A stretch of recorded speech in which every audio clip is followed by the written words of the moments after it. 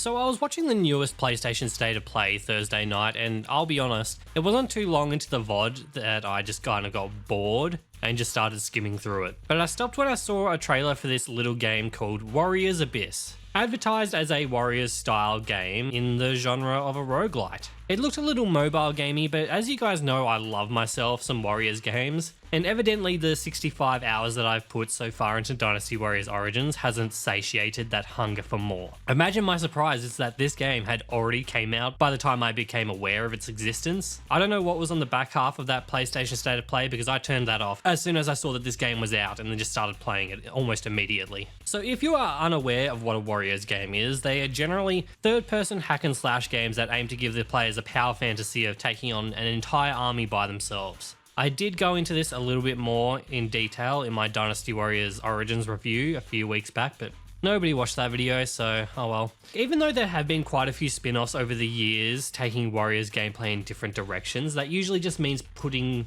the gameplay in a different universe. Warriors Abyss does something much different to what I've seen this franchise do before, and that is to make the game top-down and make it a roguelite. The gameplay in this game is pretty much all the game has going for it, and by that I mean that the game has a very stripped back feel to it. It is aiming to do one thing: make a Warriors roguelite gameplay loop work.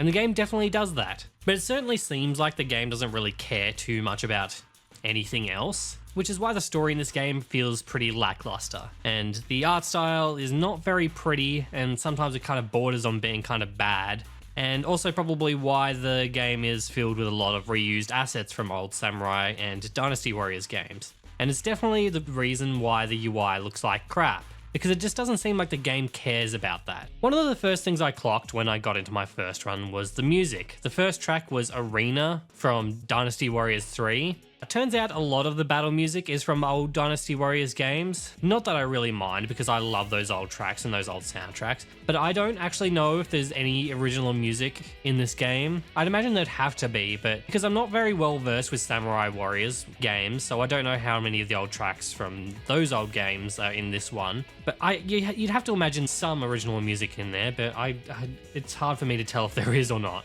One of the bosses in this game is a shadow version of Lubu, which because of course he's a boss in this game, like come on. But the game doesn't even use any of his iconic theme songs for the boss battle. Like if you're going to reuse any song assets, then why not that one? Look, I'm getting a bit ahead of myself, so let's kind of rewind back to the start. In Warriors Abyss, we play as essentially ourselves. We have been summoned to Hell to help this dude called King Enma reclaim his throne of Hell.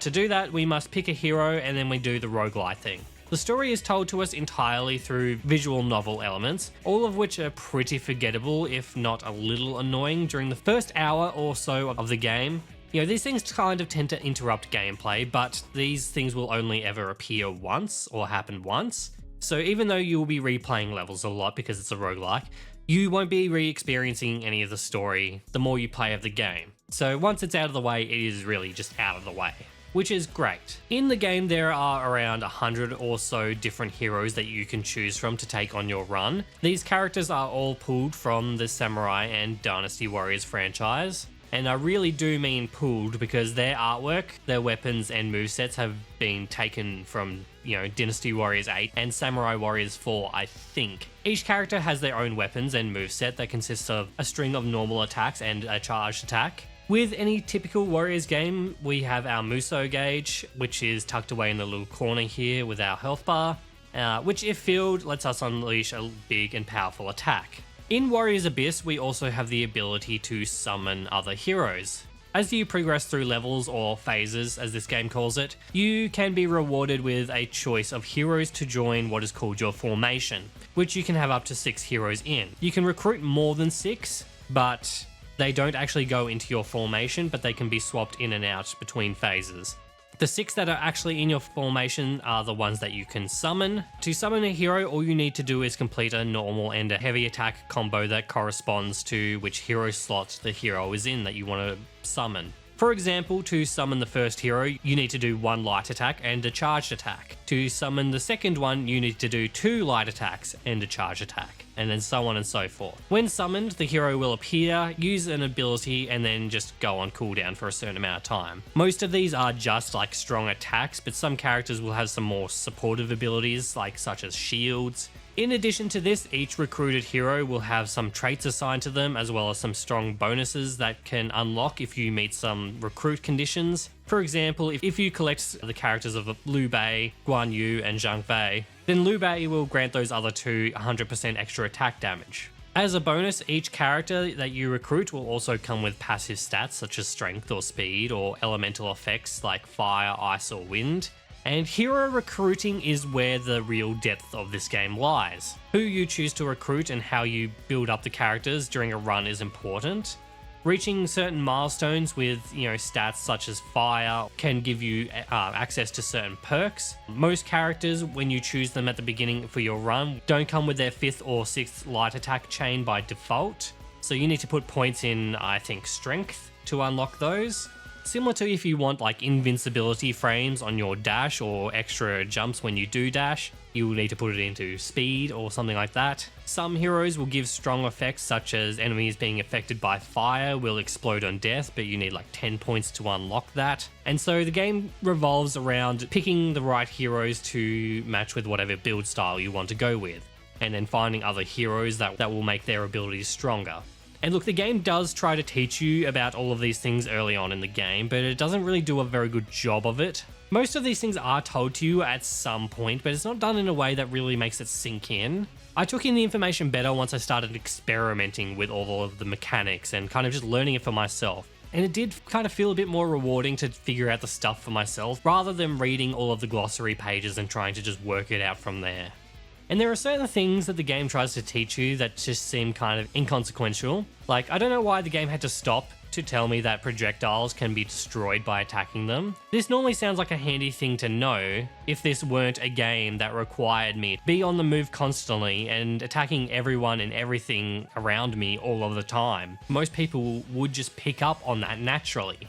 Next thing to talk about gameplay-wise is the formation bar, which if you fill this bar to full, then you unleash formation mode, which summons all of the characters at once for an extended, let's destroy everything everywhere moment. Which if you use your Musou ability during this time, it will be a much stronger version of that. Formation mode also has the added bonus of making this game look like utter dog shit for the entire time. I get what they were going for here, but to me, this does not look good at all. And look, the game itself doesn't really look the greatest to begin with, not that I really feel like it needs to. The gloomy art design is very fitting of a place that is supposed to look like hell.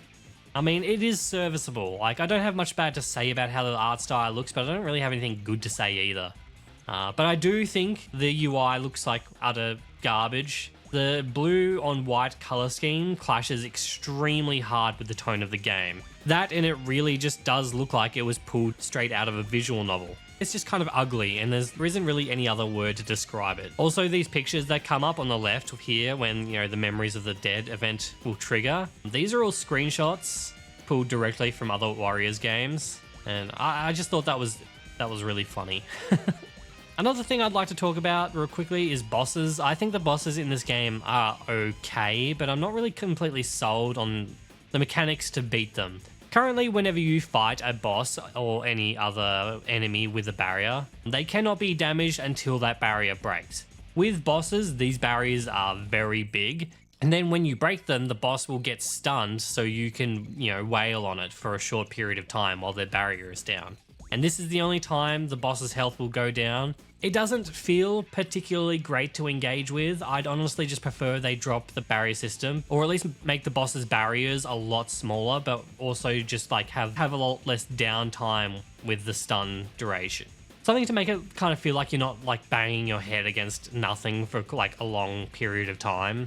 Warriors Abyss is a game that is very rough around the edges, but it is a bit of fun. And while I never experienced any frame drops while playing this game, I did sometimes experience game slowdown. And I have no idea if this was intentional, but sometimes when bonus missions would activate in later levels, the game speed would just go straight down. And look, the frame rate was still the same, but like it was just the game speed. It was very strange. And I kind of expect that this will probably be patched out soon if this really is unintended. And other than that weird slowdown thing, I haven't experienced any major glitches or crashes. Hey, look, all in all, I think that Warriors Abyss is what I would call a decent 7 out of 10 kind of game. It's not aiming for excellence, but it is a decent experiment. And it's a good $15 to $20 game. Wait, what do you mean it's $36 Australian? Why is this game $36? The game is like 80% an asset flip. Like, don't get me wrong, I don't think it's necessarily a bad thing to reuse assets from a bunch of old games that are currently collecting dust and use those things to experiment and create a new experience. The game is good, but that is expensive for what this is. It's a decent small game that feels like it was made on a very small budget. You know, the game's design is solid. The mechanics and the ways the officers' stats and perks work together is very in-depth and leads to a lot of fun strategies and combinations, but it doesn't feel like the game has reached the full potential that it could with this premise. You know, the game is good, but I feel like it has overvalued itself way too much. And look, so while I do recommend this game, and I recommend people play it because I think it's fun, especially to old Warriors fans who were a little disappointed in the lack of playable characters in Dynasty Warriors Origins, I do think that if anyone is planning on playing this, then this is a game that you should just wait for a sale. And I definitely don't recommend you buy any of the special editions for this game, or any of the costume packs for this game, which consist of mostly DLC costume packs from other games. And it's not because the costume packs themselves cost almost double what the original game is worth, but also because even if you do buy them, I don't think you're going to be able to see them very well in this game. But if you can't help yourself, like me, then the game is available now on all major platforms. I would recommend playing this game on a handheld. I think this would be a good handheld game. Thanks for watching this video. If you liked it, then please leave a like, and if you are new, then please think about subscribing. If you have played Warriors Abyss, then please let me know what you thought of it in the comments. Special thanks to my YouTube members Controlled Killer, Yellow, and Melodia. If you think my content is worth supporting financially, then the option is currently there as a YouTube member. Perks are on the screen. I also have a free to enter Discord server as well as a Steam curator page, and if you'd like to check any of those things out, links are in the description below. Thank you again for watching, and I will see you all soon.